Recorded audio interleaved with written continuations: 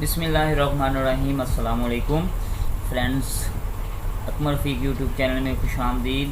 Friends, हम computer science 9th class के course को डिस्कस कर रहे हैं और आज हमारा लेक्चर नंबर 2 है। लेक्चर नंबर 1 में हमने प्रॉब्लम सॉल्विंग स्टेप्स को डिस्कस करना स्टार्ट किया था और हमने देखा था कि किसी भी प्रॉब्लम को सॉल्व करने के टोटल 5 स्टेप्स हैं। उनमें जो पहला है defining a problem, understanding a problem, planning a solution, defining candidate solution और लास्ट था सिलेक्टिंग द बेस्ट सोल्यूशन। और प्रीवियस लेक्चर में हमने डिफाइनिंग अ प्रॉब्लम को डिस्कस किया था। आज जो हमारा टॉपिक है वो है understanding a problem. Understanding a problem topic पे जाने से पहले अगर आपने मेरा चैनल सब्सक्राइब नहीं किया तो चैनल को सब्सक्राइब कर लें ताकि आने वाली वीडियोस के नोटिफिकेशन आपको मिल सकें। इसके अलावा अगर आपको कोई क्यूरी है, कोई क्वेश्चन है तो स्क्रीन के ऊपर मेरा नंबर चल रहा है, आप डायरेक्ट जो है वो मैसेज करके मुझसे कोई भी क्वेश्चन पूछ सकते हैं, कि क्यूरी कर सकते हैं। अंडरस्टैंडिंग अ प्रॉब्लम, प्रॉब्लम को समझना। फ्रेंड्स, जो वो अंडरस्टैंडिंग अ प्रॉब्लम को टॉपिक को डिस्कस करने से पहले मैं कुछ एग्जांपल्स आपके सामने रखना चाहता हूँ ताकि जो वो आपको अंडरस्टैंडिंग अ प्रॉब्लम जो टॉपिक है हमारा उसको आप अच्छे तरीके से समझ सकें। देखें, नॉर्मली हम जो है वो किसी से कोई पहेली पूछते हैं तो पहेली का जवाब हम तब ही दे सकेंगे, उसका आंसर तब ही हम कर सकेंगे अगर हम उसको सही से अंडरस्टैंड करेंगे। जैसे कि हमारे जिस्म का कौन सा हिस्सा है जो पैदा होने के बाद बनता है, ये एक पहेली है। तो जब हम इसके ऊपर गौर करेंगे, इसको समझेंगे तो हमें पता चलेगा कि वो टीथ हैं, वो दांत हैं जो पैदा होने के बाद बनते हैं। इसी तरह जो प्रॉब्लम्स होती हैं, जब तक आप उनको अंडरस्टैंड नहीं करेंगे तब तक आप उनको सॉल्व नहीं कर सकेंगे। उसको दूसरी एग्जांपल, मिसाल के तौर पर हम डॉक्टर के पास जाते हैं तो डॉक्टर को हम अपनी बीमारी बताते हैं, हम यानी कि प्रॉब्लम को डिफ़ाइन कर रहे हैं। नॉर्मली ऐसा होता है जैसे ये हमारे सिविल हॉस्पिटल्स हैं, जो वो सरकारी हॉस्पिटल्स हैं, वहाँ पे रश ज़्यादा होने की वजह से डॉक्टर सही से प्रॉब्लम को अंडरस्टैंड ही नहीं कर पाते, जिस वजह से वो जो बीमारी डायग्नोज करते हैं या हमें जो ट्रीटमेंट करते हैं उससे हमें कोई रिलीफ नहीं मिलता, उससे हमें अफाका नहीं होता। जब हम उसी डॉक्टर के पास जो वो जाते हैं किसी प्राइवेट क्लिनिक के अंदर, तो वहाँ पे वो प्रॉब्लम को सही से अंडरस्टैंड करता है। तो जब वो मेडिसिन देता है तो वो उससे हमें जो है वो रिलीफ मिलता है। क्यों? क्योंकि उसने प्रॉब्लम को सही से अंडरस्टैंड कर लिया है। तो इसका मतलब यही हुआ कि जब तक हम प्रॉब्लम को अंडरस्टैंड नहीं करेंगे तब तक हम प्रॉब्लम को सही सॉल्व नहीं कर सकेंगे। मिसाल के तौर पर एक बंदे ने चेयर बनवानी है तो वो जाता है जो वो चेयर बनवाने, वो अपनी सारी जो प्रॉब्लम को डिफ़ाइन करता है कि ऐसी मैंने इस तरह की चेयर बनवानी है। लेकिन जब वो चेयर बनाने वाला जब उसको सही से अंडरस्टैंड नहीं करेगा तो क्या होगा, हो सकता है कि उसने सही से अंडरस्टैंड नहीं किया तो जो उसने सोफ़ा बना दिया। अब उसने तो चेयर बनवानी थी लेकिन बन क्या गया, सोफ़ा बन गया। मतलब जो प्रॉब्लम डिफ़ाइन तो हो गई लेकिन प्रॉब्लम सही से अंडरस्टैंड नहीं हो सकी, और प्रॉब्लम के अंडरस्टैंड ना होने की वजह से जो सॉल्यूशन हुआ, जो हल निकला, वो यूज़लेस है, उसका कोई फ़ायदा नहीं होता।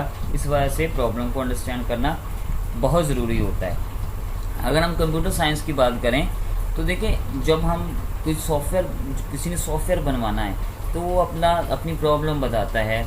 जिसने भी सॉफ्टवेयर बनाना है, सॉफ्टवेयर इंजीनियर है, कंप्यूटर प्रोग्रामर है, तो उसे अपनी प्रॉब्लम बताता है। अब कंप्यूटर प्रोग्रामर या जो सॉफ्टवेयर इंजीनियर होगा वो क्या करेगा, उसकी प्रॉब्लम को अगर तो वो सही से डिफ़ाइन कर सका तो फिर तो ठीक है, अदरवाइज़ वो किसी स्ट्रेटजी को जो है वो फॉलो करके उसको डिफ़ाइन करवा लेगा। उसके बाद उसने अंडरस्टैंड करना है, उसको उस प्रॉब्लम को समझना है कि मैंने कौन कौन सी जो है इस प्रॉब्लम के इसके लिए कौन कौन सी इनपुट्स होंगी और कौन कौन से मैंने ऑपरेशन परफॉर्म करने हैं, और ऑपरेशन परफॉर्म करने के बाद इसकी जो वो आउटपुट कौन सी होगी।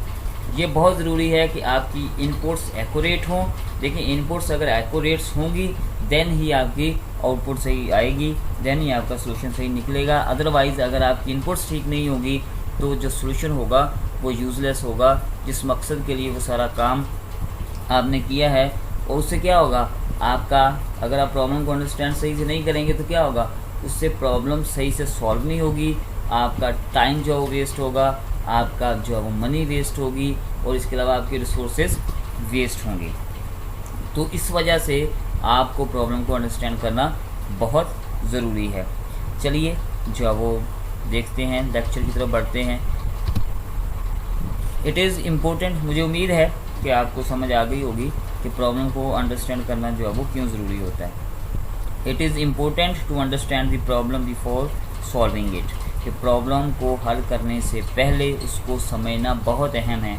फॉर एग्जाम्पल, अ राइडल और a puzzle can be answered only after clear understanding.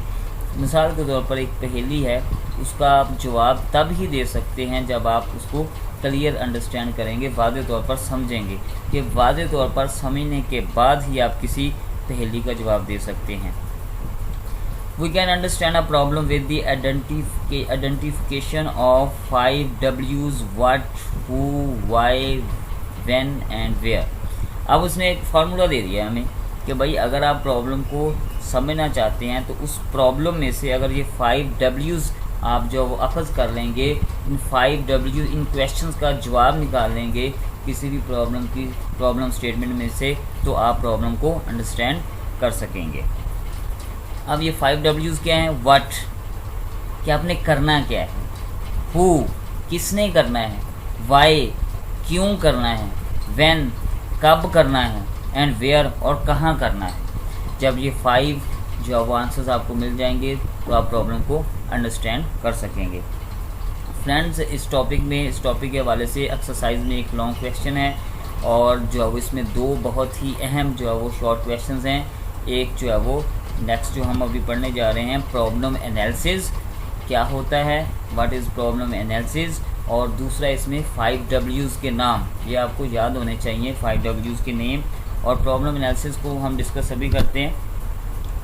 Problem analysis is the process to figure out 5 W's from the problem statement. अब उसने भी यही बात कर दी है कि प्रॉब्लम स्टेटमेंट में से 5 W's को मालूम करने का जो अमल है वो प्रॉब्लम एनालिसिस कहलाता है। कि 5 W's अगर आप प्रॉब्लम स्टेटमेंट में से उन 5 W's के जवाब निकाल लेंगे तो this is called problem analysis. और प्रॉब्लम एनालिसिस से क्या होगा? Problem analysis helps to understand a given problem. Problem analysis क्या करेगी? जो दी गई प्रॉब्लम है उसको समझने में मदद मिलेगी। यानी कि ये आप कह सकते हैं कि प्रॉब्लम को एनालाइज करने के बाद आप प्रॉब्लम को अंडरस्टैंड कर सकेंगे।